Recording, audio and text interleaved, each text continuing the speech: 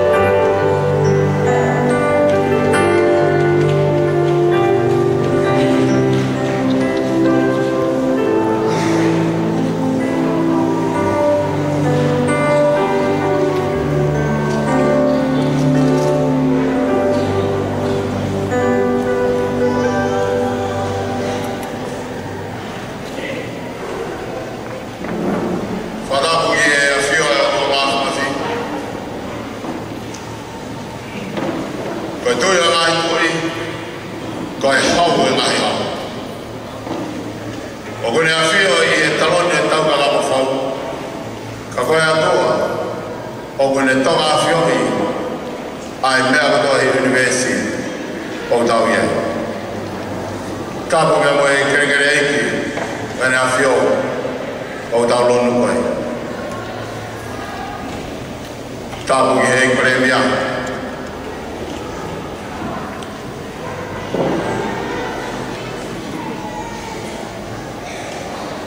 Ka mai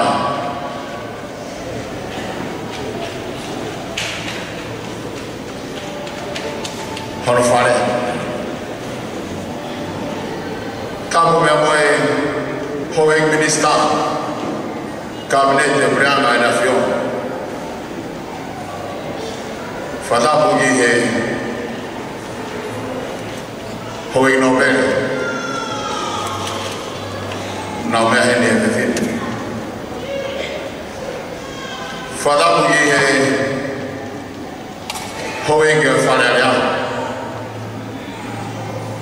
na mea hene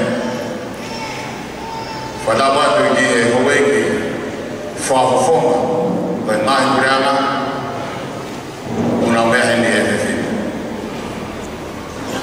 tapu ki he nātai ki whaifakau ka wai presidente e sesi whaifakau sianega kalapata ka maha loko.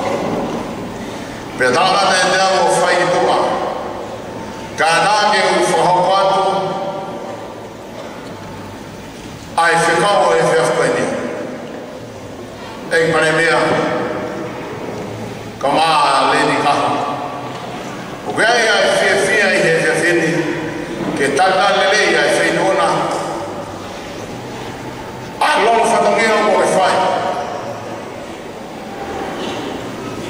Ke mea mai o whalang langi ai programa whamama lahi ai siasi o kamata i he whiwhini.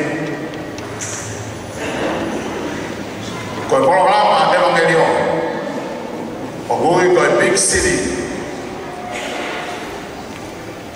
o whahapa e mai pureana la lahi mamani ka monuhia ho kagai tonga he guapu mai ki tongani. He whiwhini ko tata lele hoeng minista o e kabinete e na fio. Pegi hoeng lau pere se ai whare alea ka maa ai hoeng me mipa o e whare. Pegi lapari a ta mena me tonga toa o te fua e hono whanganata o Good Saturday he te vini. Wei e fia ke tata le ring modo. Pea mai whana wangi, koe pōwangi e whiawhkoini. E awatu ki he lota o dame. O he hana he ingi o whaitamu kina. A ek premi au tonga, Lady Kaha, hoeng minista, o Kalani. Hoeng Nobel e na fio, kau diplomatic ka kotabe o mehen, kau mai taha kotabe a kia e pōko aki o e whiawhkoini. Lewe maranga kau te tawa.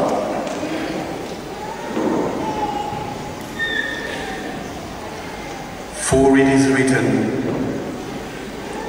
men shall not live on bread alone, but by every word spoken and uttered from the mouth of God. With the most humblest of respect to His Majesty, King Tupou VI and the royal family, on behalf of the President of the Seventh Adventist Church in Tonga, ministers, members of the congregations, I would like to extend a warm welcome to everyone who had willingly decided to be here at the opening of this great city evangelism. Tonight is a very special night. We have several dignitaries amongst us.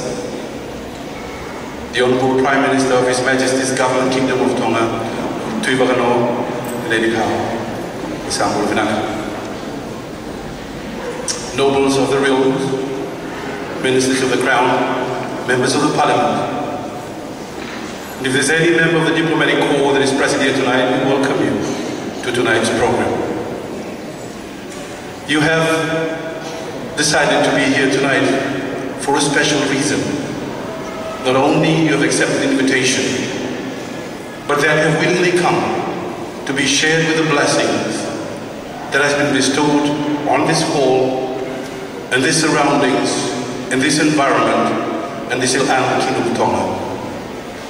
We pray that as you leave tonight, you'll take back the portion of the blessings that you will receive from here and be able to share with those that are unable to make it.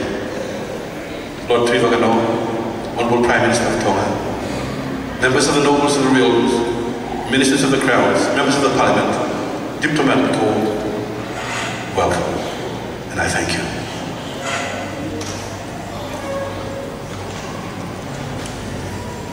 Koe kamananga o e whanangia e whiawhtuanegi e nau hewa I hona ono mo whuruma hewa o e himi. Ono mo whuruma hewa o e himi. Te spela anu mea e vēsukuru aki, mea kānaki tau hima o hoko mea e. Tau moe o toa e whakapapa koe uhipa ngahi mea o ne whai. Ai tau moa ki nai whalaua, ai tuku hon alo ke hifo mai. Tau whamalo ia e o whai o toa. Tuku e whanoma mamani kotoa, o hau ia na mai ia klaisi, whamalo ia e ne oholaki. Whika ona o whulu, mahima o himi, o whamore more, o mehagi nau hima.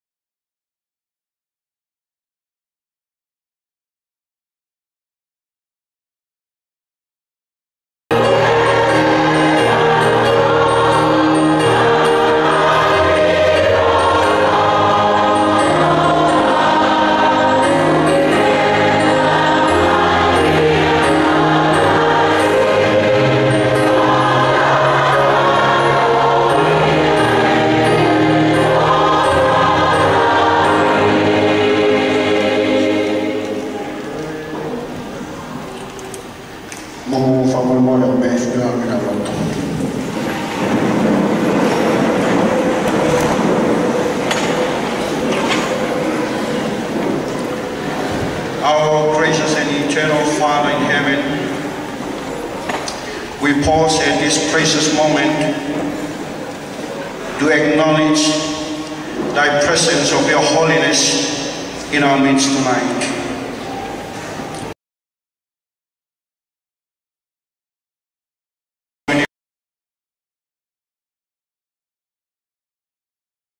A God who is worthy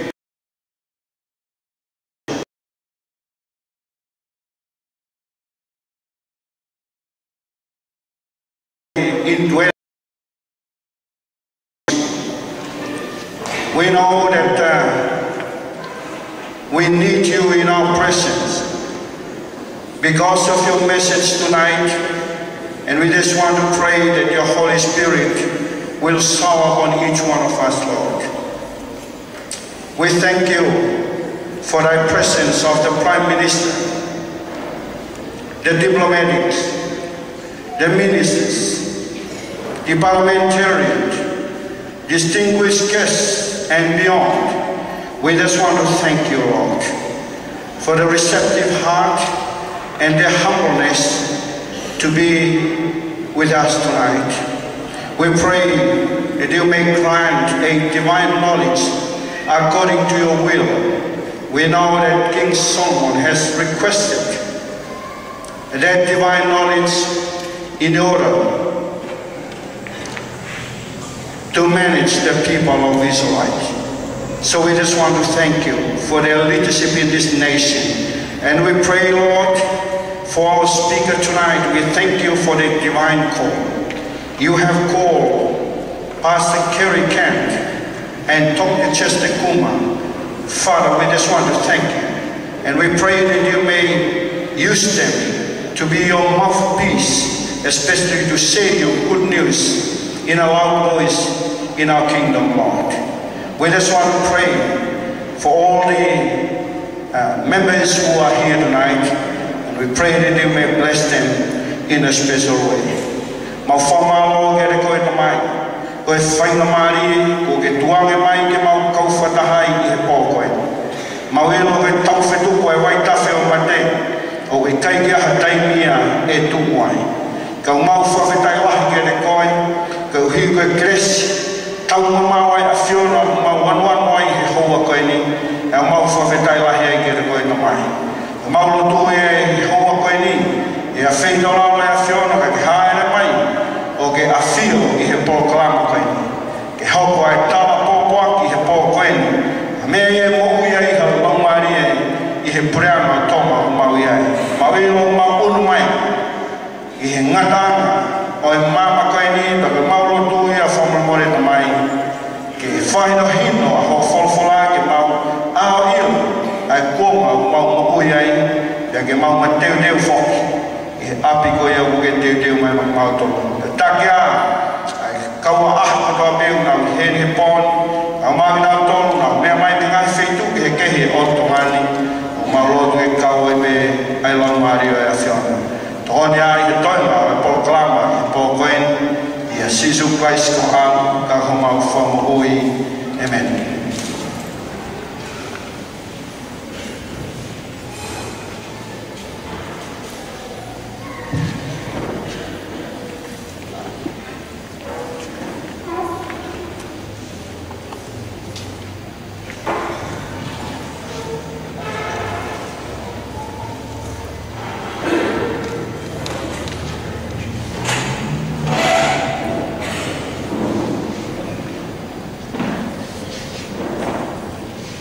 Good evening, everyone.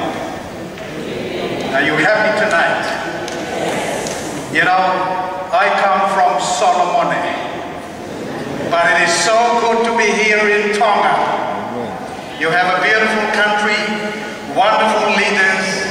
Thank you so much for coming in tonight and for sharing this wonderful opportunity of sharing together this evening. I would like to say to you this evening that you are very special. We are all very special. And let me share this with you, because I think this is just so very, very important. Look at this screen. The human body is the result of an intricate craftsmanship, unmatched in design, unparalleled in the integrity of its functional systems, unfathomable in the depth of subtle and natural emotions. I am Chester, and I'll be here throughout this week and in the next week that is coming, sharing with you the health message. It is amazing to see that we are very, very special indeed. The moment that God breathed into you the breath of life, brothers and sisters, your body became an autopilot miracle. Your heart beats. You don't control your heart. You don't say to your heart, we go to sleep tonight, so you stop working just for a moment. No, you don't say that. It keeps working while you are sleeping.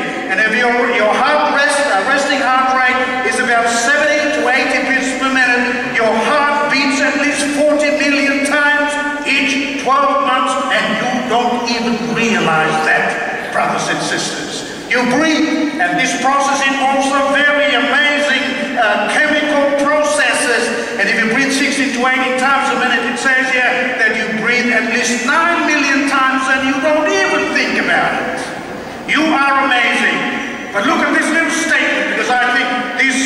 summarizes this all very well.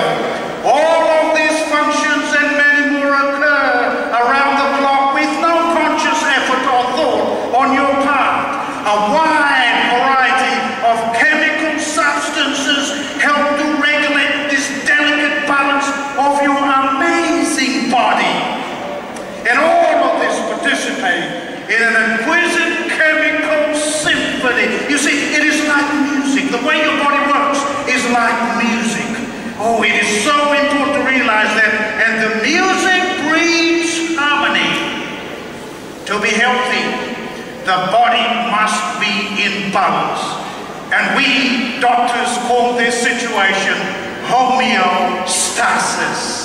It is amazing, my dear brothers and sisters. Look at just one little part of your body. We call this the neck, and I'm sure you know this is the neck. But look at the inside of the neck. This is what it looks like. Look at all the different structures in the neck. The big red, as you can appreciate, this is the big blood vessel that comes from the heart and goes straight up into the brain and into the face. All the white structures you see there are electrical systems of the heart. They make you move, they make you feel. It's amazing the way that God has created each one of us. But let me show you an experience. Surgeon, I operate on people. Okay, this is one of my patients. She has a problem in the neck, as you can appreciate that. It's a cancer, so I had to remove the cancer. And so here is the cancer removed. But what you see there is exactly the same as what you see there. I don't have time to go into the details of this, but brothers and sisters, let me just remind you and say that you are very special in the eyes of God. You have been created in an amazing way. God loves each one of us tonight. But let me take you along another journey here. Look at the brain. This is the brain. This is what is inside each one of us. This is the control center of the body. You know, I've touched brain. I've worked with the brain. I've operated on the brain. And let me tell you something interesting about the brain. It is very soft. In fact, if you hold the brain in your hand and if you put your fingers into it, it will easily go. And it is so soft. It's like watery. It's an amazing organ. Now, look at this one. It is only about 1.4 kilograms. It is made up of what we call 1 trillion nerve cells. All of us are made up of body cells. There's trillions of cells that make us. The brain has about 1 trillion nerve cells. It is about 100,000 miles of blood vessels inside this little cage. That's you, and that's me, brothers and sisters. And the brain coordinates all the different actions, the mental processes that sense us special. Okay, sense us special. And I'd like you to realize that because I think it is so important. This is a nerve cell. If you have never seen a nerve cell before, that is a nerve cell. Now you know what a nerve cell looks like. Now, listen to this because this is absolutely amazing. Each nerve cell is connected to another nerve cell, not in a one-to-one connection. You project me on the screen there so that they can see my fingers as well. Thought process, okay, so it's not one nerve cell connecting to another nerve cell in a one-to-one connection. No, one nerve cell has up to 10,000 individual connections between cells, which means, listen to this, because this is absolutely amazing. Listen to this. You have more connections in your skull than there are stars in where? In the universe. You are special. You are so important in the eyes of God. My dear brothers and sisters, I want you to know that. No wonder David, right in Psalm 139, this is the Bible, is a medical text. It says, I will praise thee, for I am fearfully and wonderfully made. Marvelous are thy works, and that my soul knoweth right well. Brothers and sisters, and those of you who are watching out in your homes through television, we welcome you as well.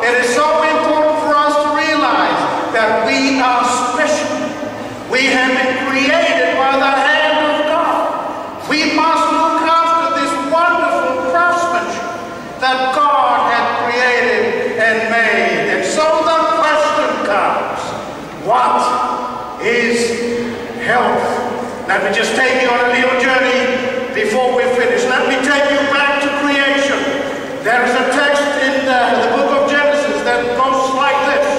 And God formed man of the dust of the ground and breathed into his nostrils the breath of life. And man became a living being, a living soul. And may I suggest to you this evening, dear brothers and sisters, that in breathing into the nostrils of Adam, God instilled in man life, health, and vitality. They are all gifts from the Heavenly Father in heaven, the one that created each one of us. We thank God for life, for health, and for vitality. Unfortunately, sin came and destroyed that balance, that relationship, that we and good health that we should be enjoying. Shalom, this evening, is a common winning word in the Hebrew language. But let me say this to you tonight. Let's just define this little word before we finish this evening. I have only a few minutes left. But shalom is the word in Scripture that comes closest to defining what is health. And so come with me. There's a text in Genesis chapter 28, verse 20 and 21. And it goes like this.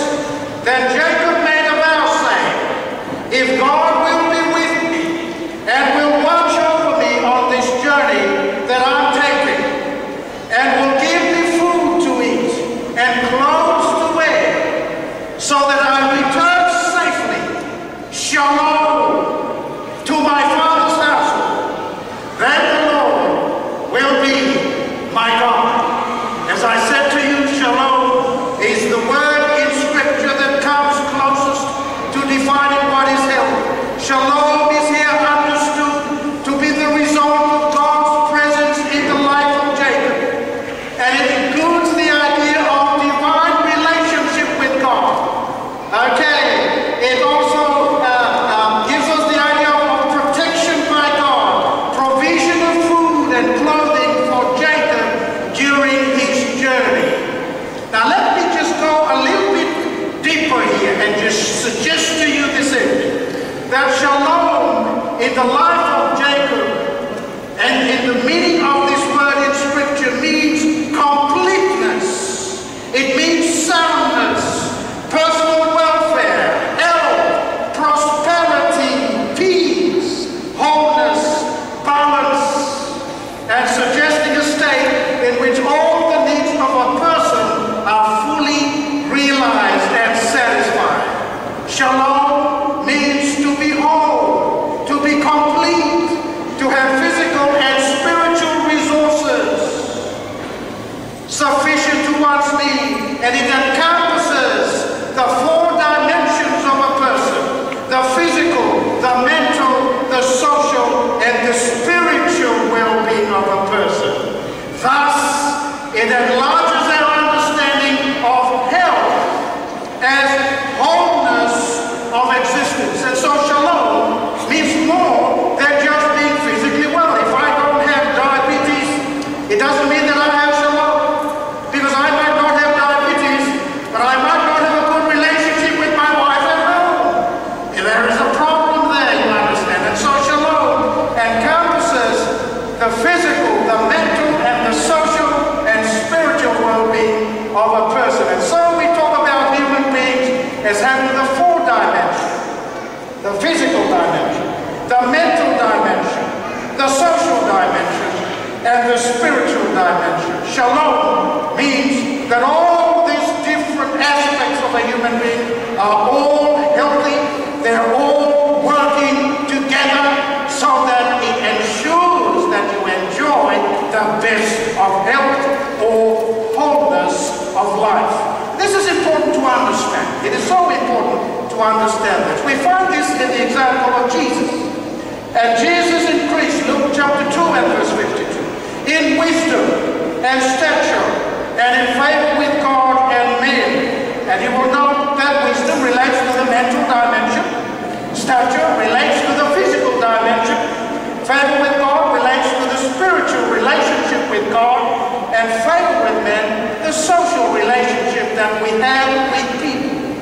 So I may not have diabetes, as I've said, but if I don't have a good relationship in my community, I have a problem. There is no shalom. If I say that I am very bright and I've got a good mind, but if I have a problem with the way I look after my body, I don't have shalom. And so it's important to understand that shalom is important. It means wholeness. It means that the whole four dimensions are working together in unity, ensuring wholeness of life. I think that is so important. Now, this slide looks very complicated. Okay, and you might want to go to sleep, but it's very simple. Now just look at the slide and let me just share something with you. You will see here something very important. You will see religion here, and you will see here some diseases. This slide basically says that for some reason, religion has a positive impact on health. All right, that's what it's saying there. And let me show you some examples of this. Okay, this is a slide that shows the relationship between blood pressure and attending church. Now look at this one here. Those people who do not attend church too often and who do not pray too often have a much more higher blood pressure than those people who attend church all the time and who pray and who do Bible studies. Come on, you need to go to church so that your blood pressure can be normal. What do you think? Oh, this is very important to realize. For some reason, there is this connection between the spiritual and the physical. Going to church reduces blood pressure. There's so many studies that show this. Let me show you another one. Now this is an interesting one. Look at this one. This says church attendance and length of survival. People that don't attend church too often or less than a week, once a week, which means they don't attend church, okay? They die earlier than people who go to church at least once a week. So brother, sister, go to church at least once a week. Now we're talking. This is important to realize. Look at this one. This is an interesting one. Spirituality and physical health. There is a connection because of shalom. People who regularly pray, read their religious literature, who attend church or synagogue, who consider themselves strong and active in their religious faith, reported only half the health problems as non-practicing people. But look at this one. You want to live long? Attend church. Attend church. They found 2,025 people studied here, reading there, but basically they studied them to find out what would be the best predictor of living long, longevity. And they followed them up for 5 years, and they found that the most significant factor predicting who was still alive was what? Attending religious services. Tom, I think we do that very well. Because as I travel on the road, there's so many churches along the way. All right, so Thomas should not have graves here. Huh? Okay. All right. So what is health, my dear brothers and sisters? Health, therefore, is more than just the absence of feeling good. Let me tell you this because I think this is important. Health is the ability of people within the community to reach full physical, mental, social, and spiritual potential. Living in safety with vigor of purpose and harmony, meeting personal needs, meeting community responsibilities, adapting to change, and having trusting and caring relationships. A good relationship with God and a good relationship with the fellow human beings. This is what shalom is all about, brother. This is biblical definition of health. It is so important that we understand this. Now, before I finish, if that is what is health, if shalom and wholeness is the definition of health, the four dimensions all working together, all intricately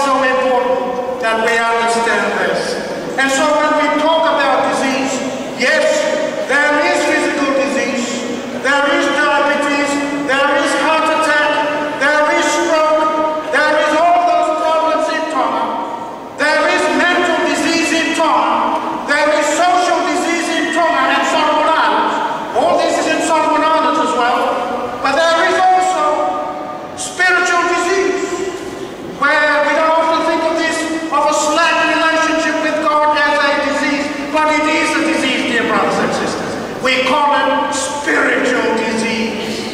And so the definition of disease, looking at the bigger picture, my dear brothers and sisters, is basically the absence of shalom. And it's so important to understand and to realize this. Loneliness is the 4 dimensions all broken down. When you look at problems like this, death, social chaos in the world, and we see every day in the television, we see death. This is a picture of social disease in the world. There is no shalom in the world today, brothers and sisters.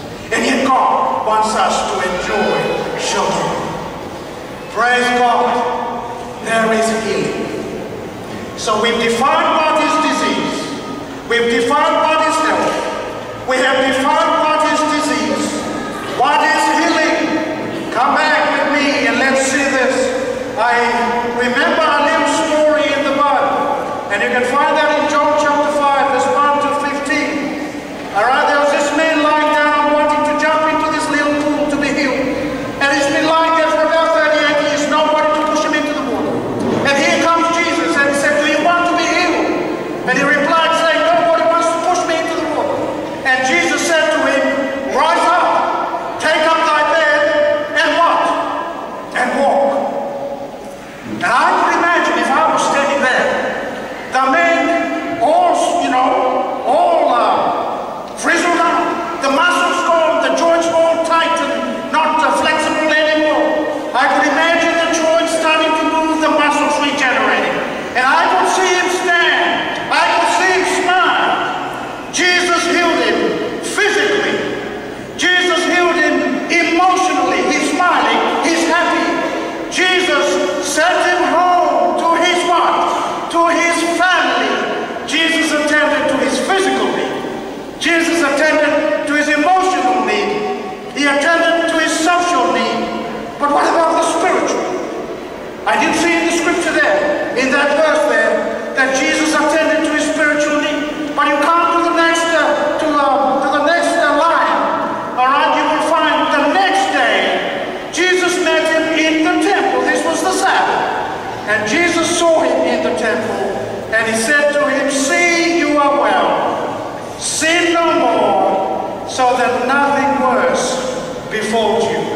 Jesus heals this man and restored shalom in his life. You see, brothers and sisters, this evening, when God heals, He heals you home. He wants to restore shalom in your life and in my life. Restoration of shalom is very important. God says, "Listen to my words. If you follow me, I will heal you, so that you won't have too many of these diseases destroying you and affecting your life." Now, we have seen this evening the benefits of going to church and the physical health benefits that we enjoy. I've shared that with you. But there is a problem, and I'd like to admit that just now before I finish. Christianity and obesity. This is an interesting little story. Ken Ferraro is a professor of sociology in Purdue University, and he has been studying the Christian religion and their body weight since the 1990s. And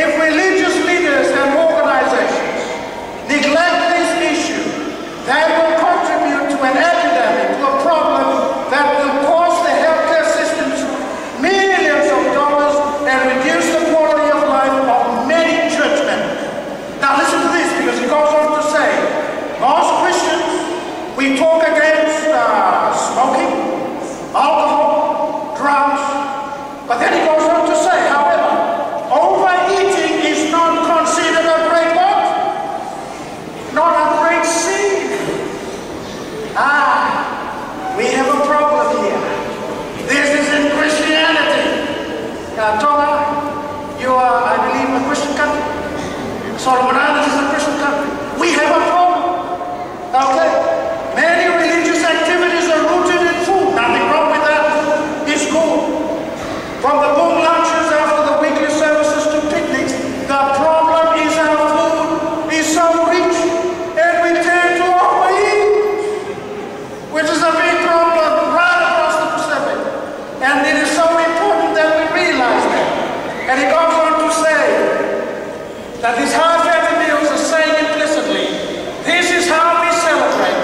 But then this professor says instead, religious leaders need to model and encourage physical health as an important part of a person's what? Spiritual well-being. And so you can see the connection between the spiritual and the physical and the spiritual. It is so good to be able to understand this. There are three keys of good nutrition. And I'd like to introduce to you tonight, because along throughout this week and next week and the following week, we will be talking a lot about this. If you're preparing your meal, remember balance is a very important principle. Number two is variety. Eat a variety of food. That is very important. But number three is very important. The big problem in the Pacific, moderation. Pacific Islanders, we take a plate. It's not only, just a little bit like this. Pacific Islanders in my country, it's a big mountain like this. Like the mountain of Mount Everest. And that's the problem with us in the Pacific. And I guess that is the reason why we have so many health problems called non-communicable diseases. You come along each night because we'll be touching on this problem. And so this is very important. Scripture says, listen to this, because this is very important. Whether therefore you eat or drink, or whatsoever you do, do all to the glory of God. It is so important that we choose a lifestyle that promotes shalom or wholeness. So if somebody asks you, what is health? You just say shalom. May God bless you tonight. May God lead you this evening. May God enlarge your mind so that you can understand that you are very special and that God wants you to experience shalom in each of your lives. Thank you, and God bless each one.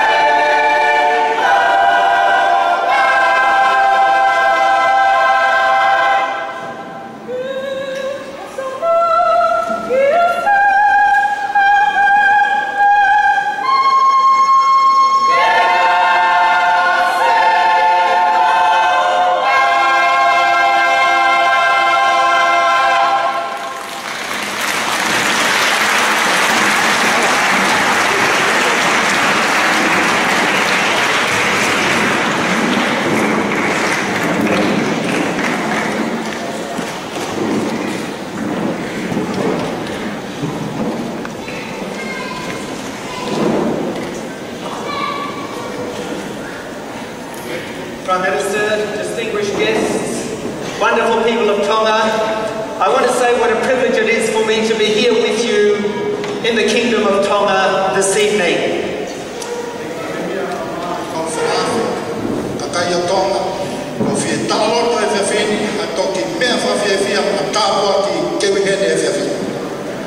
I'm just going to ask my friends there who are operating the projector to make sure you have the first slide in the program.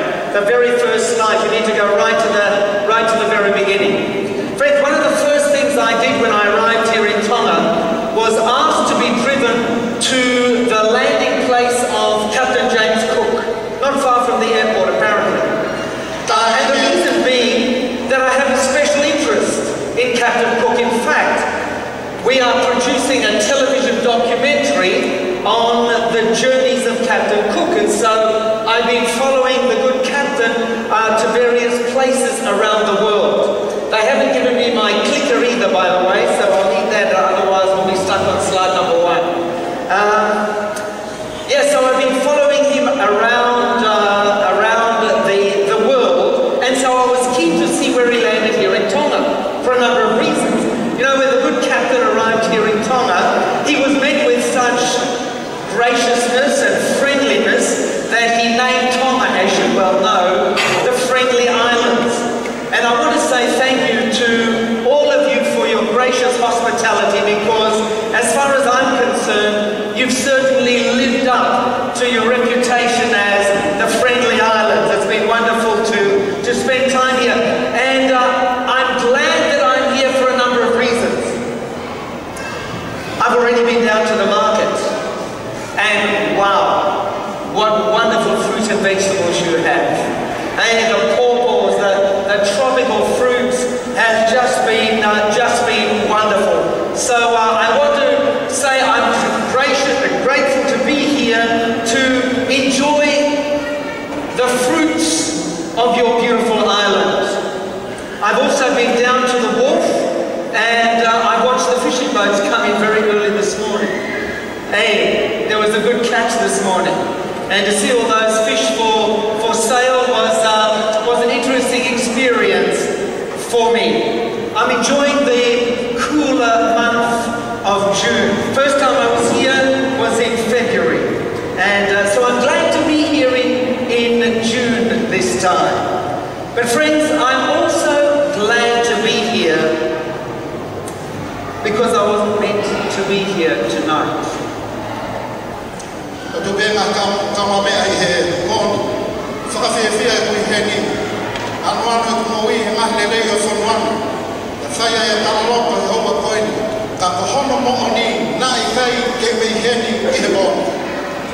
So I'm glad to be here because I wasn't meant to be here. And neither were you meant to be here tonight.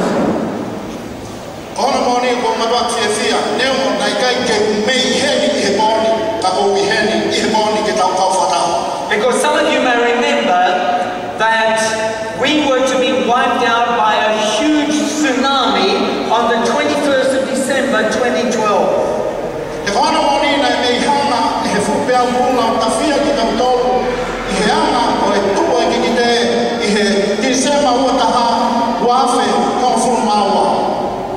As I flew in over the island, I was looking at just how flat it was. And I was thinking, man, if that big tsunami came through here, it would have made a mess of all of us.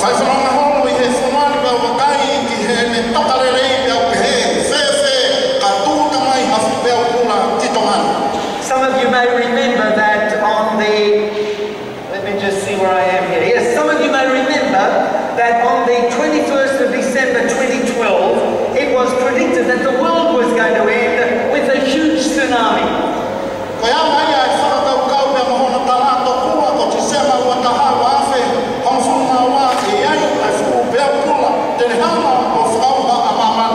You know, I'm an archaeologist by profession, and so when I heard about the Mayan prediction, this ancient civilization in South Central America, I grabbed my film crew and we quickly flew over to Mexico to investigate this prediction that the world was going to end on the 21st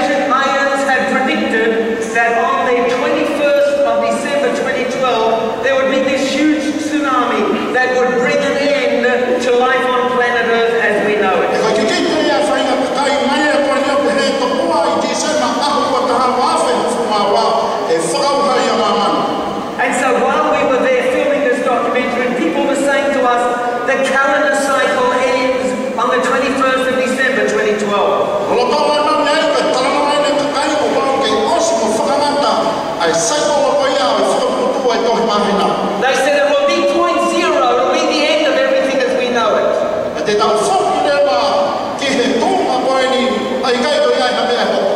They said time will be up for planet Earth. This is it. This is the end. Koe ni ai taimi ke ngatai ai mamani koe ni. They said it will literally be the end of days. It's the end of everything. Ko hono mō ni ai hosia mai ai aho ia koe aho e ni o i ngatala. And so while we were running around filming the pyramids of the Mayan civilization, studying their calendar, people were saying, we're on a countdown to Armageddon. Ia lola tōna i mau whanere te usame whatapu o iai e tala manatui o mea e lau whafoki ke aho koe ni e ngatai koe ni a mamani. Unfortunately, my friends, they made a mistake. Ka hono mō ni a mai kaua mea koe whihala ki lahi koe ni. And so I'm glad to be here tonight. Ko whiawhia ke heni e mōni. And I'm glad that you are here tonight as well. Ka whiawhia e tau heni i he mōni whatamu mono. I'm glad they made a mistake and that there was no great tsunami. Whawhetai, nai whihala ke ki te koe ni mo loi o i kai ke iai hapea kula. So what can we learn from this Mayer experience? Ko whihui e paharewa te tau wako pia me he ausi a kone ka kai mea.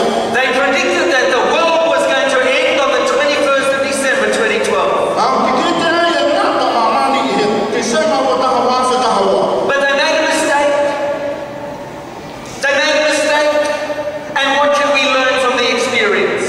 Oli mea ka koe whihui a koe hae mea te tau wako pele he pōklama koe ni. Well, we can learn this, my friends, that if you make a mistake, it's not the end of the world. Pea nai whihala ke ki ki te koe ni, ko hono mō ni nai kai ke ngatai a mamani. But there are some important things that we can learn, some lessons we can learn from this experience. Te wlahi o ni to mea nai mea te tau wako pea mea ai.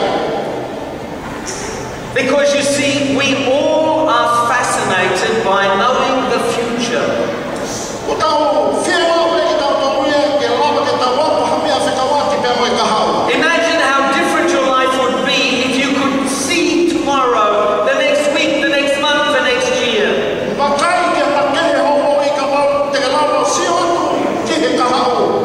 How different your life would be if you knew the future. A toki kehe kehe ke tau moi o ka wau te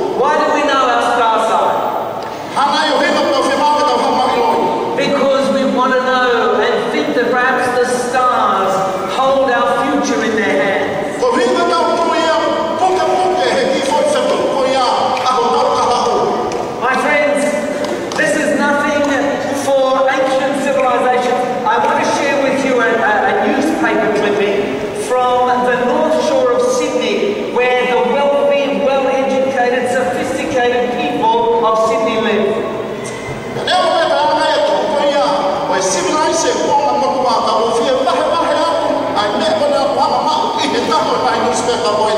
I'm reading you from the Sydney Observer magazine that says psychic reading is becoming mainstream activity on the North Shore. To find out what the future holds for them, people are looking for a guide to help them make sensible decisions.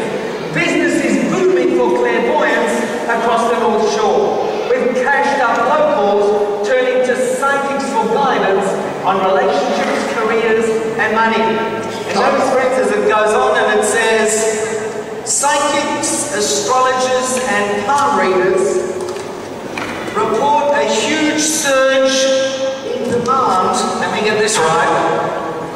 Are you able to hear what I'm saying?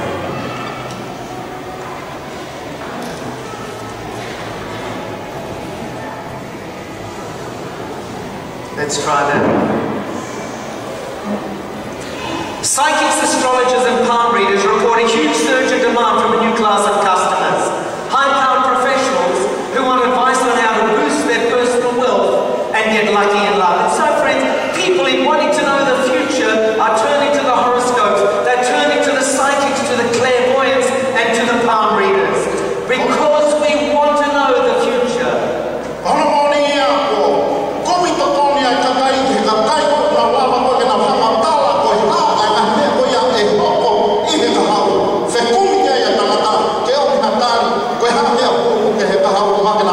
We want to know what's going to happen.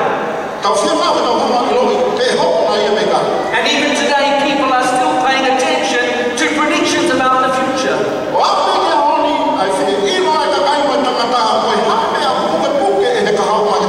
Because, my friends, we want to know what's going to happen.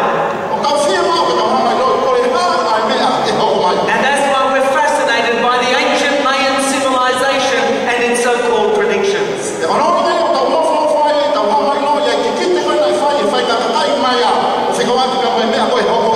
But my friends, the Mayans aren't the first people to incorrectly predict the future.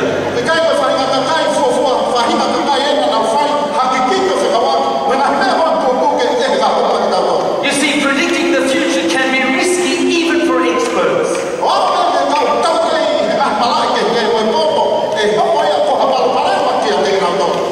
Do you know who made the first motor car?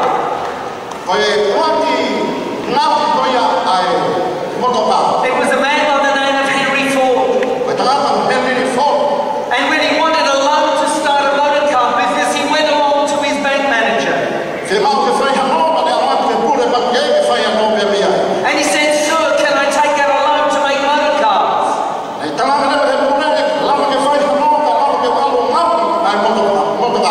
The manager said to him, "Mr. Ford, the horse is here to stay. The automobile, it's only a fad."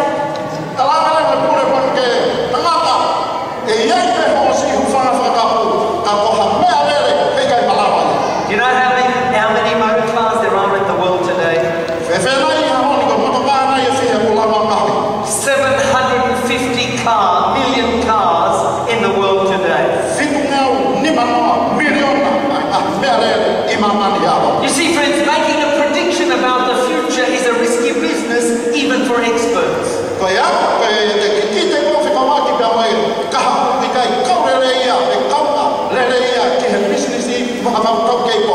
Listen to this for a prediction. Heavier than air flying machines are impossible.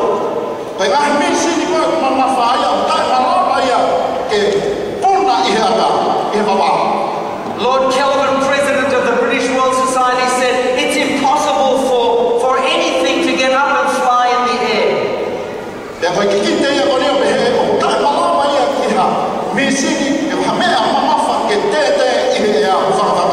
My friends, how many aeroplanes do you think there are flying in the skies of our world tonight? Over 500,000 aircraft in the world today. You see, predicting the future is a risky business even for experts.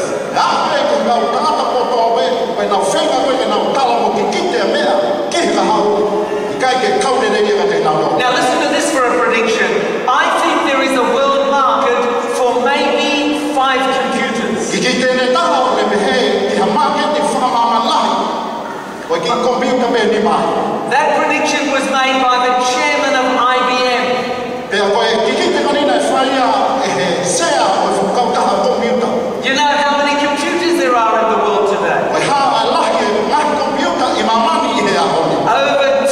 Over 1 billion computers in the world today. La ha ke computer ta billion imamani e ha. Making predictions about the future is a risky business. Wa te feina ke te kikite fe ka wa ki ba me ka ka ko mi ki he ka business. Now about this prediction, television won't last because people will soon get tired of watching a plywood box every night. Kikite ne ta be he kai tolo pe television e ha ha me na si o be ka ki fu pa pe tu mai imu ai te na ko. Do you know how many televisions there are in the world today? Over 2 billion television sets in the world today. My friends, making predictions about the future, it's a risky business.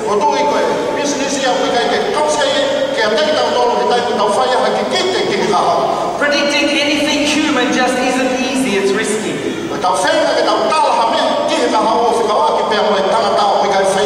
But despite the risk, most ancient civilizations have tried to discover what the future holds in store for them.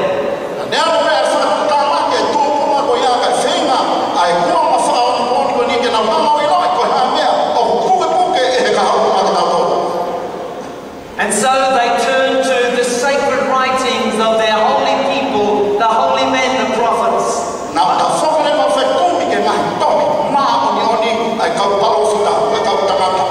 They study the stars, the movement of the heavenly bodies, looking for the alignment of the planets. Hoping that some way, somewhere, they will be able to tell what lies ahead.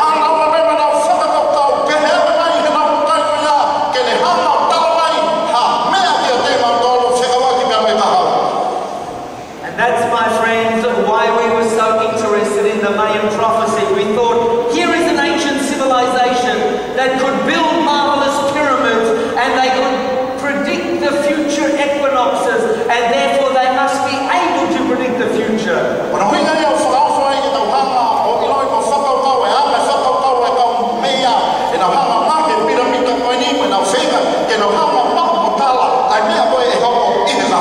So what are we to make of it all? Is it possible to know the future? Is there some reliable source we can depend on to accurately predict the future?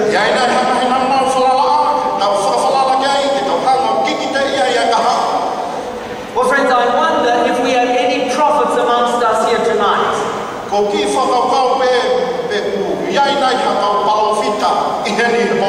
wonder if there's any prophet here who could tell us the future tonight.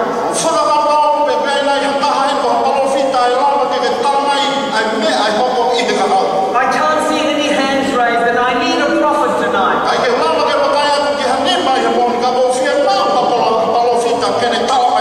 So if no one is raising their hands, I'm going to have to find a prophet tonight.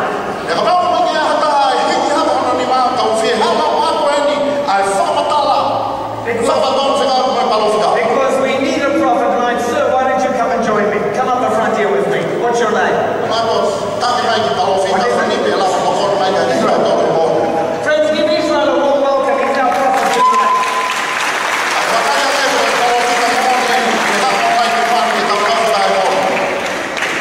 Okay, Israel is a very distinguished looking gentleman, and I think he's going to make a great prophet for us.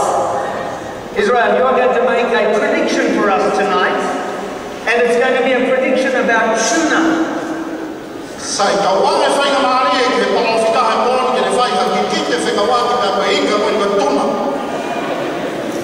All right, now friends, I want you to listen carefully to the prediction about tuna, because you know that tuna are very valuable. If we can get a tuna to Japan, we can make a lot of money. So I want you to listen to Israel's prediction about tuna fishing. All right.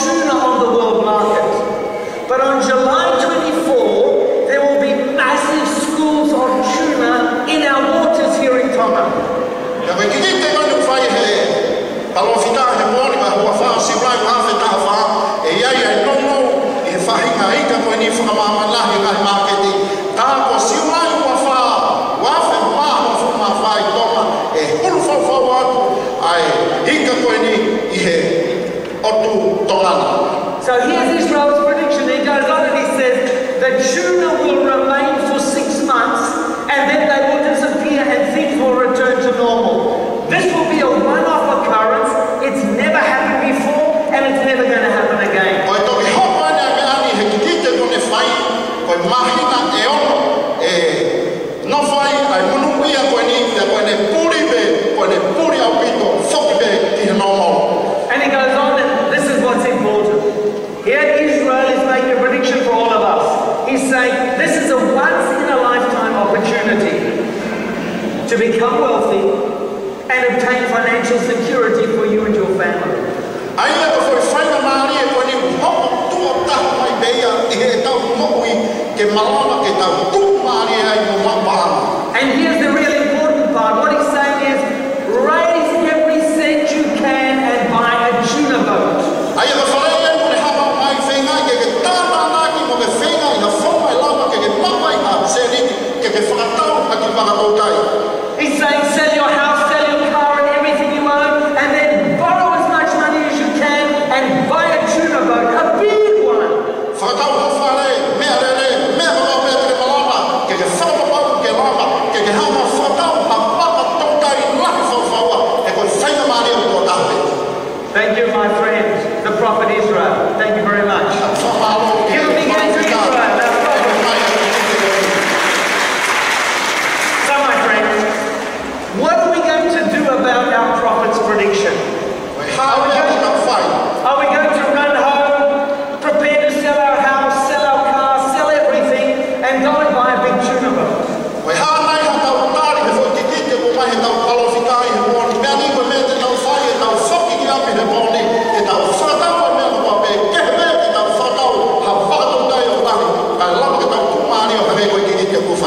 You see, if Israel is right, I don't want to miss this once in a lifetime opportunity to become rich.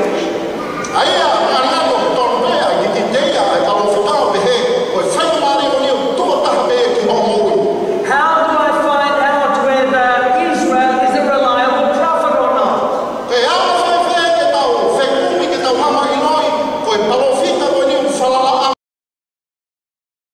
And sell my house, buy tuna boats and come and start fishing here in Tonga. There are some things I would do first.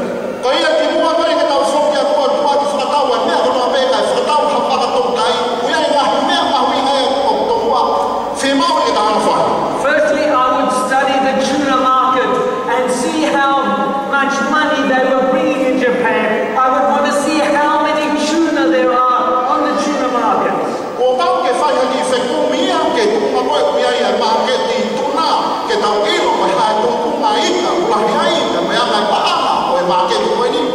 And so after I looked carefully at the tuna market, then I would start looking carefully at our prophet Israel.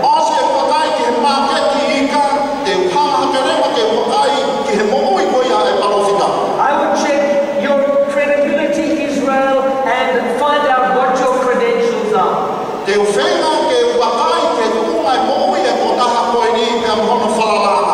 would want evidence, I would want proof, Israel, that you can accurately predict the future. And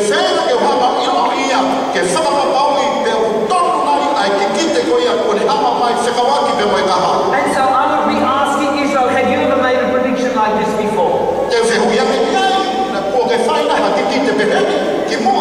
I would be saying, what do you know about tuna fishing and the tuna market?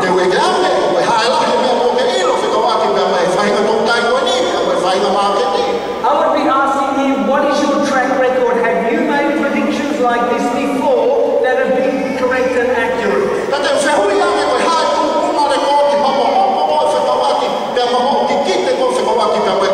I'd want to check him out before I sold my house and bought a tuna boat.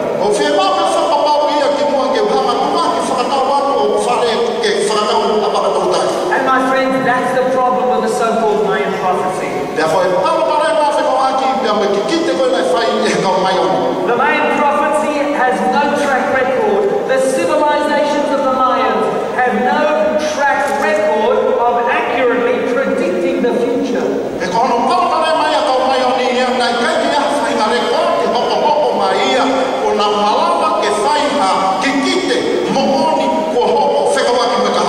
Mayan prophecy does not have a track record.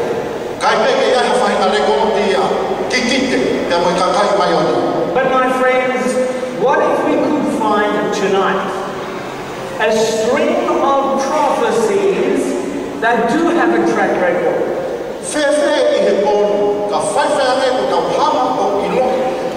ngahi kikite hoko hoko ko iai hale ko ti whakamoho ni pau o hoko ai kikite ko ia. What if we could find predictions that go back through the centuries of history for thousands of years? Kapau te tau hama mau ha whahinga kikite ko whakawhaki ki tau mori ki he lama whe tau i he historia o e whakamama o tai. And we could read the predictions and then we could examine history to see whether they have been accurately fulfilled or not. E tau hama mau e nahi kikite ko ni matau whakahoa ia whanawhakatapu pe mai tūma historia pe mooni nai ai nahi kikite ko ia. Well, friends, tonight I invite you to come with me to another ancient civilization. Whawhenga tau au mai ki ha whahinga tūpunga o e ngahi konga ki mua. The civilization of the ancient Egyptians who also built great pyramids. Aia koe, historia koe ne kau ispite e nau hama langa ha ngahi piramida lalahi au hito. You know, the Giza pyramids are 4,500 years old. Ko lava hake he kona motua ngahi piramida koe ni he tau nai e whawhetu. They are still the largest man-made structures anywhere on earth. Aia koe ngahi me aini ko whai kono whonu e he tangata koe laka tanga ai I he historia mama. This is the most visited site on earth. More people go to see the pyramids than any other place on earth. Pea koe piramida ko whetu kuia ko tapalahi whawhaua ha tau whaue vewa pena mama ahia. Because we are fascinated by this ancient civilization. O hiu tau mo whawha whawaki pea koe tūna koia o ispite. Now friends, let me give you a little information about the Great Pyramids of Giza. Aku mai ki whakaitiki koe ne whikawaki pea koe ngahi piramida koe ni. In these pyramids, there's enough stone that if you cut them into 30 centimeters square and laid them down one after another, they would reach right around the world 1.5 times, a distance of 60,000 kilometers. Aia koe whakatata koe ni ngahi ngahi piramida koe ni a te hangahi maka parapau te tau hanga tutuku ia ke sentamita e tono ka tau whautu o ia e takai e ngahi maka mo ia mamani tuotaha mo e konga. Now friends, what if there were a string of predictions or prophecies about what would happen to this ancient empire hundreds or even thousands of years into the future? Whewhelai ka pau kui ai hakikite whikawaki pea mai whakatata koe ni I ispite I he lawa whei takuia koe ane a whi pea moi kuhini. You see, friends, I'm going to show you that there is one book, and one book only, that has a track record that you can check, you can examine, and you can verify through literally thousands of years of history. You can check the evidence, you can examine the truth for yourself. Pea ko kui ai ai tohi ko whee whotua kui he moni ke hangoa whakai he koe tohi ko ni ure hama mai ki kite. Pea kui ai ai mahi whamamani hama o pauia o whekoaki pea mai ngahi ki kite koe ni. Now, friends, this Egyptian empire, the ancient Egyptian empire, lasted for thousands and thousands of years. Aia koe pura na ispite ia na kolona mai he lau wa whee tau. And Egypt had the longest line of kings of any nation on earth. Aia ko ispite koe rekotia ai topolahi taha moe loloa taha e hoko hoko koe a ngahi tuki koe ia koe mahi pureana koe ni miha toi pureana. And now I'm told that the monarchy here in Tonga was established in 1875 by King George I. Ia ngai ai maa whika ai pia koe tui o tonga ko uruaki tawal whitu ni maa. So here we have a succession of kings, and by the way, I'm told that it's the longest line of kings that you have here in Tonga, anywhere in the modern world, that follows one family line. Aia ko historia ki tonga tono ki tau whia whia ai whatatau ka mo historia ai ai hatoi pureana i mamani ko tongani me ai hoko hoko mai ai whare kui pia mei he whoi whamiri me taha whana whana. The only monarchy in the South Pacific, and it's been going for about 135 years, 140 years. Aia ko hoko mai o lama haka ia tau e teo tono whumani manai. But my friends, the monarchy, the list of kings, the kings of ancient Egypt was the longest of any nation in all of history. It went for thousands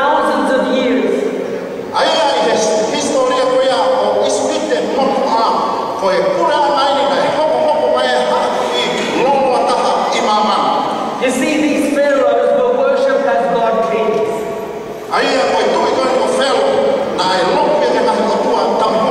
And the pyramids were built to preserve the soul of the pharaohs.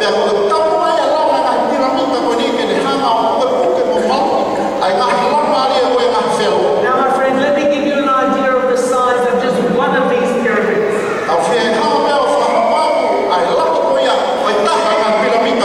Just one of them, Cheops Pyramid.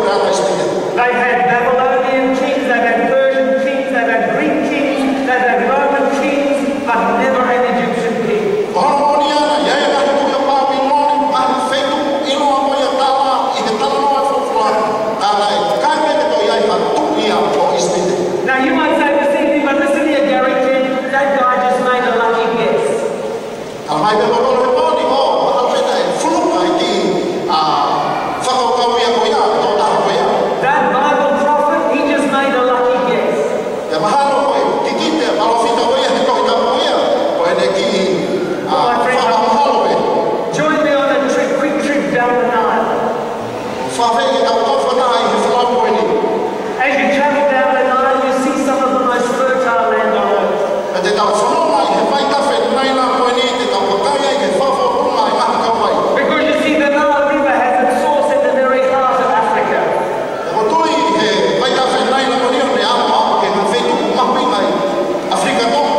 And as the waters flow into the Nile, they gather all the rich topsoil from Central Africa, and it flows all the way down to Egypt, and it's distributed along the banks of the Nile River in the Nile Valley.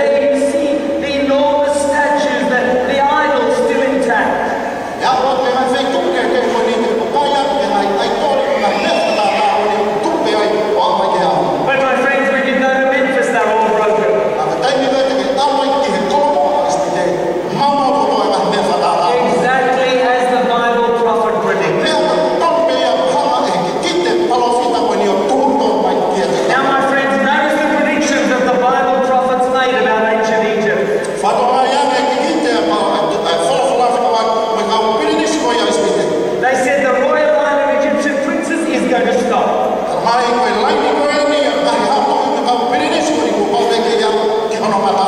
And that's exactly what happened. Ya ko me ko ko me na. They said the papyrus reeds along the riverbank will end, they'll be gone and be no more. Tala ki te ia ko ai ka ko ni tu he me mai ka fe ka mai e kure ya ko toa ki na lo. And my friends, that's exactly what happened. Ya ko me ko ko me ya ko ko ki na.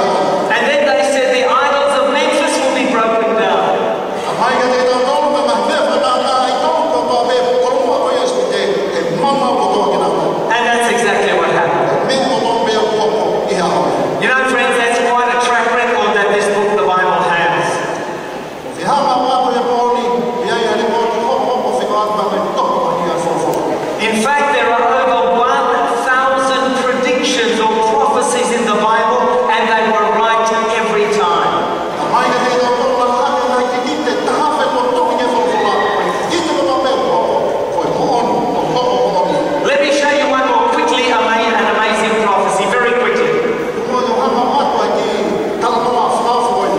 We are going over to a very troubled part of the world. This is Lebanon, the city of Tyre. Te tau whana mai ki he kolo mai a o taia i Lebanon.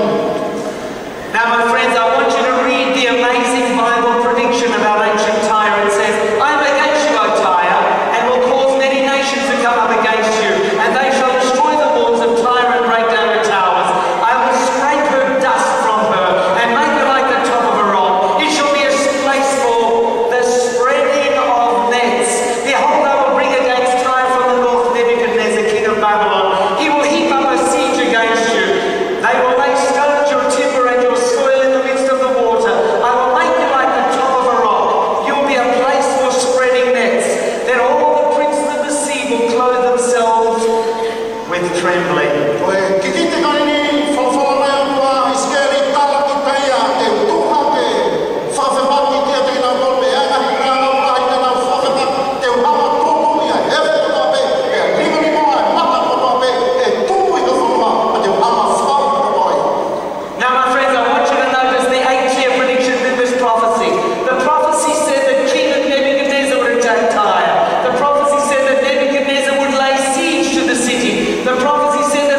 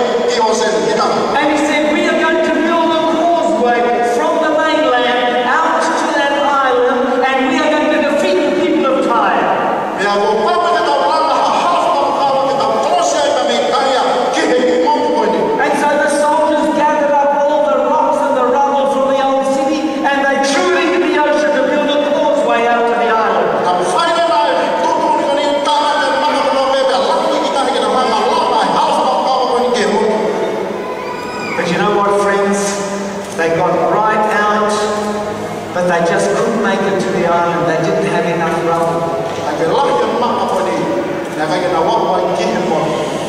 And so they came to Alexander the Great and they said, look, we've done what you said. We gathered up all the rubble, we threw it into the ocean, but there's not enough to complete the causeway out to the island.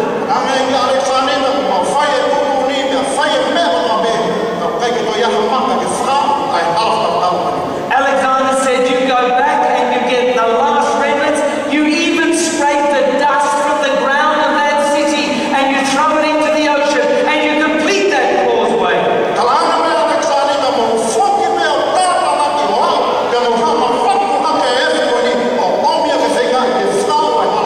And so, my friends, that's exactly what they did. They went back and they gathered up the dust and they threw it into the ocean and they completed the causeway and completely defeated the people of Tyre.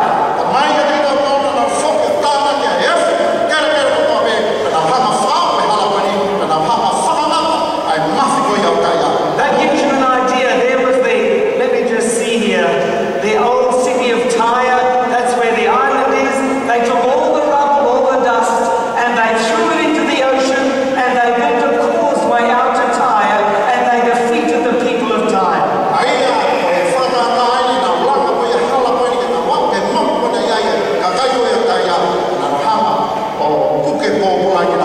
And if you travel to Tyre today, what you will find is people fishing and laying their nets all over where the old city once stood.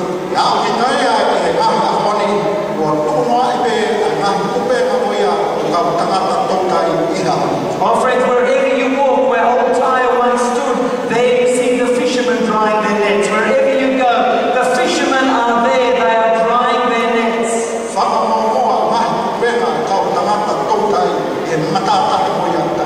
Exactly as the prophet predicted. Now this will give you an idea. This is an aerial picture. You can see this is where the old coastline used to be, where old Tyre used to be. That's the island down there. There's the causeway that was built, and over the years, the causeway's gathered all the sand and debris, and now it's made a peninsula out to the island.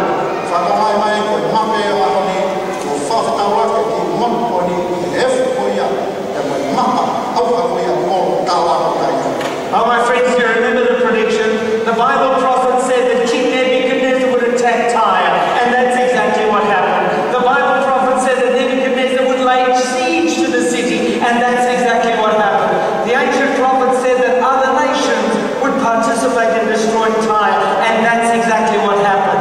The Bible prophet said that fishermen would spread their nets where Tyre was once located, and that's exactly what happened.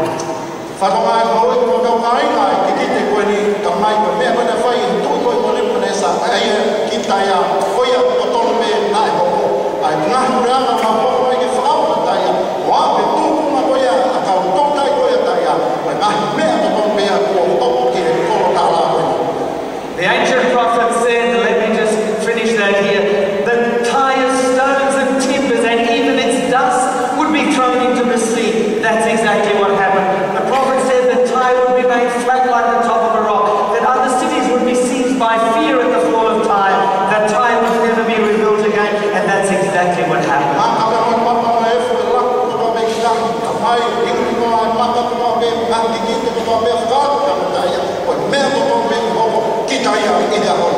Oh, my friends, those Bible prophets went out on a limb. The chances of their predictions being fulfilled was virtually zero.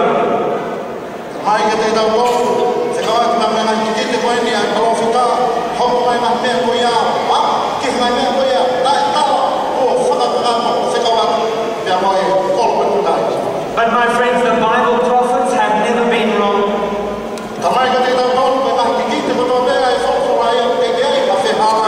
The Bible prophets have never been wrong, and that's a wonderful track record, don't you think?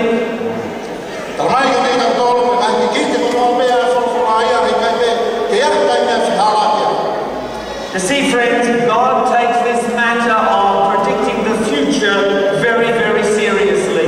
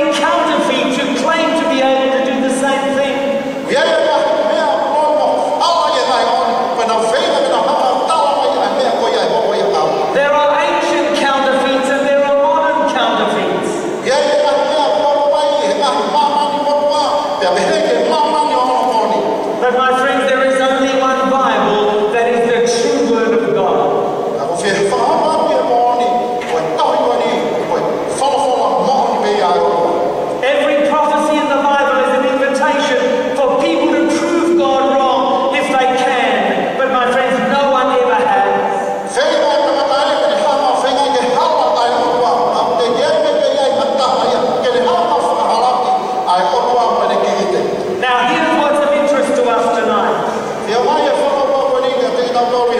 Not only did the Bible make accurate predictions about ancient civilizations, they made amazing predictions about our own modern civilization.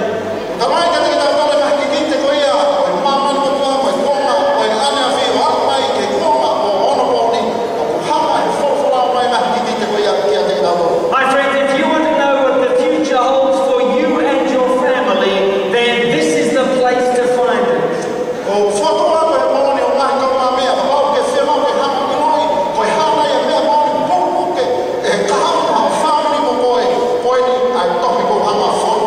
And my friends, the Bible with its perfect track record has made some amazing predictions about the time that we live in. Predictions that affect Tonga today and throw light on your future and your family's future.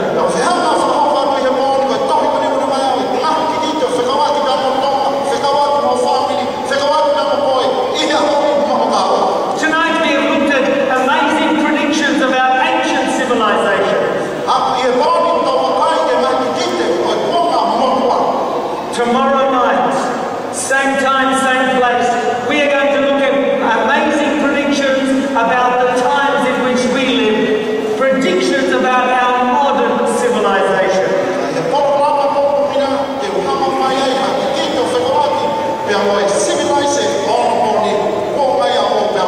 We are going to discover what God's Word, the Bible, says about the times in which we live.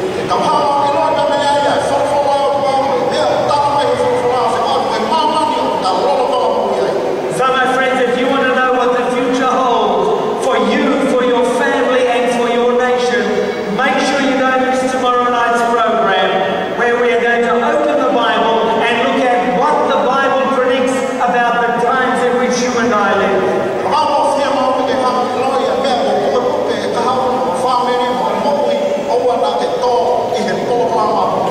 Friends, tonight you have been a patient and a gracious audience.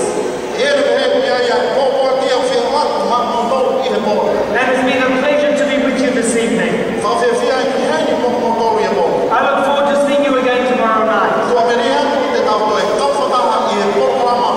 Let us bow our heads and close with a word of prayer. Dear Heavenly Father, King of Kings and Lord of Lords, we recognize you as the Almighty God, the only God, the true God, who is able to know the end from the beginning, the one who is able to predict the future. And Father, tonight we want to commit our lives to you, the great God of the universe. And Lord, we want to further our study of your word, the Bible. And so please take us safely to our homes, give us a good night's rest, bring us back tomorrow night to further our studies of the Bible, we pray. In Jesus' name, amen. Friends, it's been great to be with you. Good night. God bless you. A safe trip home. And I look forward to seeing you again tomorrow night. Good night.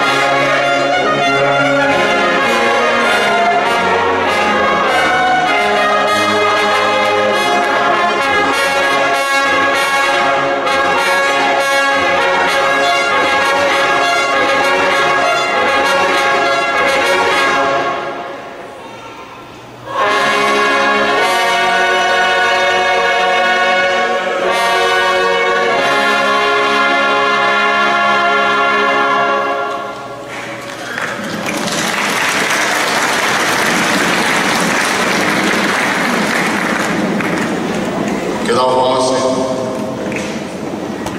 Então,